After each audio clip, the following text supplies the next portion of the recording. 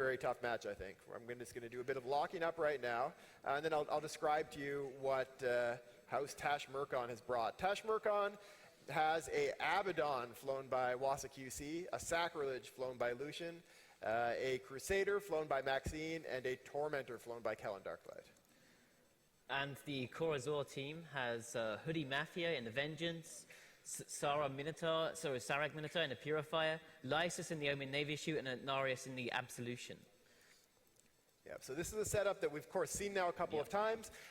What do you think it's a big advantage for the Tash Murkon team to now be going up against a team they faced twice? They kind of are starting to get a feel for the tank of each of the ships, for the damage, for what it takes to get under their tracking.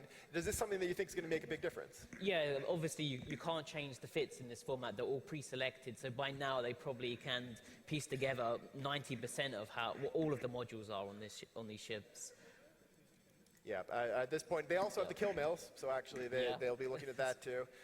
So they've got a pretty good idea of what they're up against. On the other side, though, this Abaddon team, a lot of tank. A whole lot of tank. Abaddon's, of course, known for a big tank, as we're now 30 seconds away, which is, I think, why they were comfortable bringing the Abaddon in at 0. So we've got the Abaddon and the Sacrilege, two of the heaviest tanking Amarr ships, in at 0, while Kellen Darklight and Maxine and the frigates are out at 30 kilometers. Yeah, this would be very interesting, though, because there is a Purifier on the Kor Azor team, and the Purifier, it doesn't apply very good damage to frigates, but to that Abaddon, it's going to be taking really 500 to 600 DPS. I'm sure, though, it'll be the priority for Maxine in the Crusader and Kellen in the Tormentor. But now the match has begun. The Purifier's running away, getting some distance, because it can spew missiles at long range. And meanwhile, the Sacrilege of Lucian and the Absolution of Anarsis are both taking damage. We're both through shields now. Abso already dropping a little bit of armor. This is definitely a lot of damage it's taking. So Vengeance and the Tormentor are scramming each other, so they're on top of each other. That Vengeance obviously wants to protect the Purifier at all costs, I think. It doesn't want the Crusader or the Tormentor to get on top of it because it will die in short order if it does. And that's probably the only ship that they have there that's going to win them the game. If it can just, if the frigates die, in theory it should never get caught by the Sacrilege and the Abaddon, and it can just fly around the arena playing a ton of DPS. We're seeing a lot of damage being applied to Kellen Darklight's Tormentor. They're going to try to snipe him off. That's going to, if they can kill him, make the lives of their frigates a lot easier and potentially take another pair of tackle that could be used to pin down their Abso. The Abso is a lot faster than an Abaddon. Purifying structure now, though. Oh, there it goes. Purifier down. That's the work.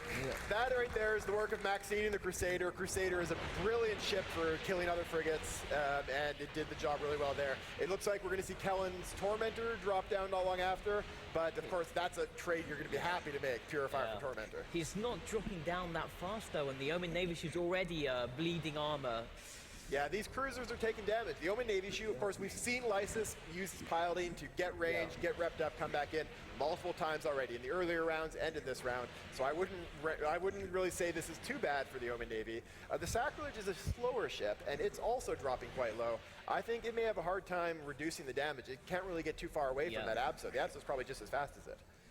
Crusader, Vengeance now has called Kellen Darklight's Tormentor, and they both traded scrams again. Looks like Kellen Darklight actually was able to burn away, get out of the fight, and then sort of come back in when he was a bit safer. But now he's bleeding some structure. That Vengeance tackle is going to be a bit too much for him, I think. He does have rep drones on him. Again, very tanky setup. This setup is built, I think, around having those rep drones. Tormentor, of course, has the ability to fly 2 rep drones. That's probably one of the advantages of that ship over other Amarrian frigates. Yeah. So that was pretty good piloting by the Vengeance there, because he was able to screen the Kellen Darklight. He was probably trying to get a scram on Lysis, as we know who's going to be in a sniper setup, and if he gets caught, then he's dead. But if he doesn't get caught and the frigate support dies, he can probably kite out these Abaddon and the Sacrilege for the rest of the match. Kellen is somehow still holding on. He's tackled by this Vengeance. He can't get away, but he is holding on really well. It looks like he actually has enough rep with those rep drones to be able to tank through the damage just from the Vengeance. And so there you go. The Omen Navy of Lysis had to come back and finish him off, and that's a Tormentor down. The Sacrilege is pretty low, despite it being really tanky. I think the Abaddon's probably running 5 rep bots. But now, one of the reasons I think that Sacrilege might not be in as bad of a shape as it appears is that all of their rep drones were on that Tormentor instead. They're going to send what rep drones they have back on to the sacrilege. They've got the rep drones from the Abaddon. So we'll see whether that can help keep him up. Of course, as I say that, he keeps dropping and there's no rep drones in sight yet. Half of those rep drones were from the sacrilege though, and he can't put rep drones on himself. Yeah, that is going to be rough. He is going down into low armor. Of course, the Abso also dropping down. This is going to be really tight. The Abaddon, of course, with a ton of tank, but not very mobile. These ships would be able to get under its guns, I think, quite effectively. The sacrilege is now tackled by the Vengeance, so the Vengeance is committing itself into range of the sacrilege and the Abaddon. Sacrilege is now bleeding into structure. He's not going to last for much longer here. Yeah, we've got a set of rep drones on the Absolution now, too, to help keep it up. That sacrilege is dropping down. Lucian is down! And we are now up 3-2. Saying that, though, Anarius in the Absolution is getting dangerously low. If the Abaddon finishes him off, I don't think what they have left can probably clear out the Abaddon. They might be able to kill the Crusader, though. Crusader, as we say that, Crusader taking a bunch of damage. He got a good, solid hit against him. He is extremely fast, though, so he's pulling some range. He's going to try to rep up. He's got the Vengeance chasing after him. He's getting, there you go. Yeah, Lysis is chasing after him, too. They're going after that Crusader with a vengeance. They want it dead, and with good reason. Once they have the Crusader down, there's nothing left to tackle for the Abaddon. The Abaddon actually probably has a grappler. We've seen them use grapplers to great effect, but grappler only really good at close range. That Abso just dropping down. He's going through structure and gone. He's gone. Wow.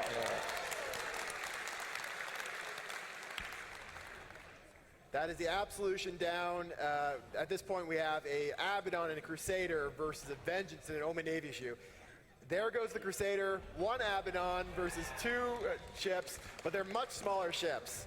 It's worth pointing out, though, even though the Abaddon is a much stronger, more powerful ship, because they have two ships and they're worth the same points, if these ships can kite them out for the remaining time of the match, then they're still going to win. Yes, it is important to note that unlike the Alliance tournament, there actually are special religious rules against being a coward in this tournament.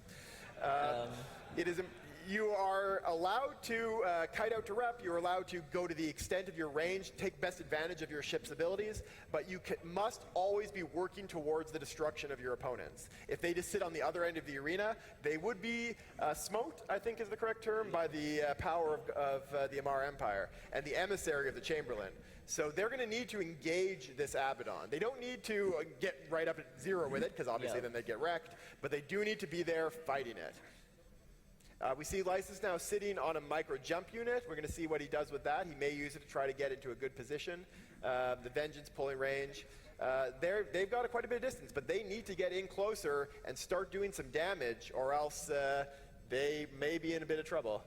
You have to do some damage to that Abaddon, guys. If you don't do that, then the Chamberlain's representative may destroy your ships.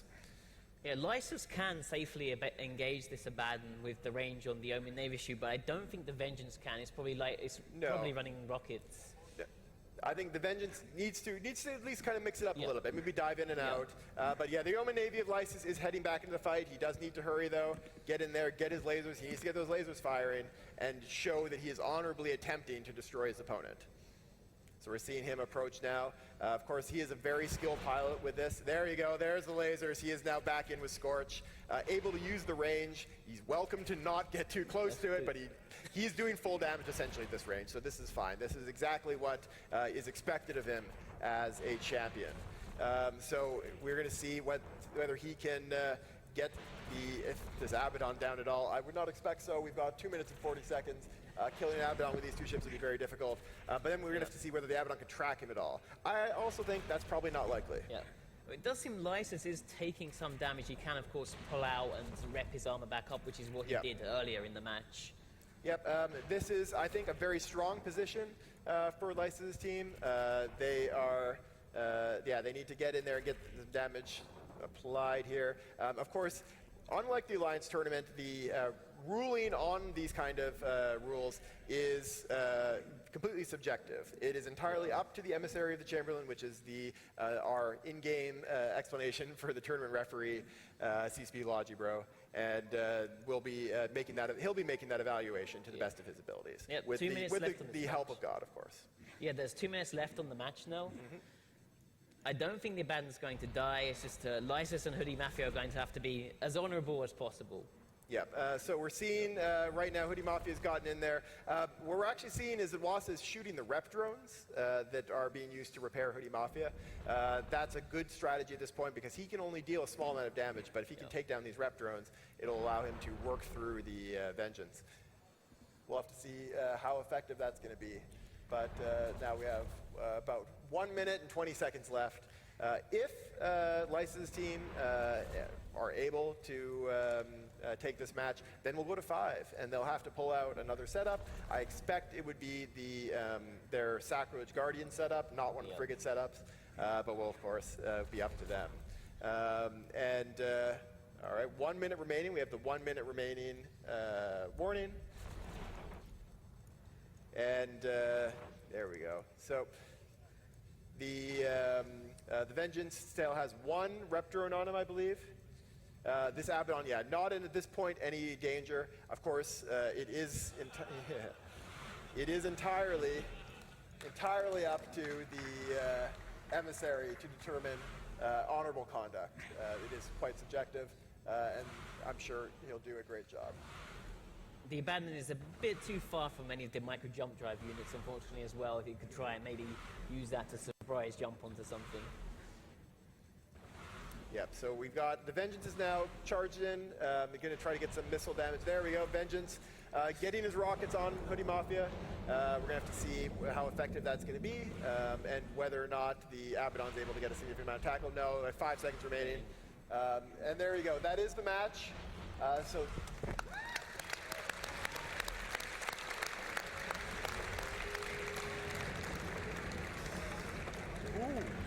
Are you not entertained? A long slog there to the 4th match, but it...